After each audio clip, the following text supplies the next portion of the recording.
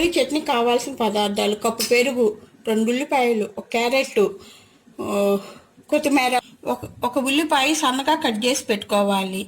Carrot 1 సన్నగా తురుముకొని పెట్టుకోవాలి. కొత్తిమీర సన్నగా కట్ చేసి పెట్టుకోవాలి. కొంచెం ఒక పచ్చిమిరపకాయ సన్నగా కట్ చేసి పెట్టుకోవాలి. కలబెట్టాలి. పెరుగుని బాగా ఇట్లా కలబెట్టాలి. కలబెట్టి ఉల్లిపాయలు వేయాలి. మొత్తం ఉల్లిపాయలు,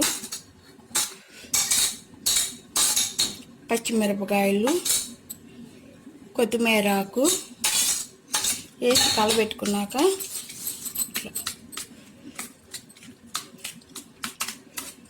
కొంచెం ఉప్పు, టీ స్పూన్ తగినంత ఉప్పు,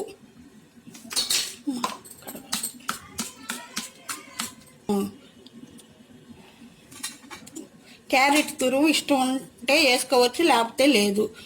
వేసుకుంటే బాగుంటుంది.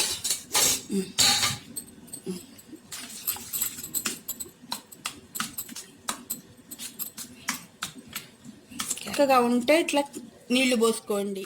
పెరుగు చట్నీ రెడీ.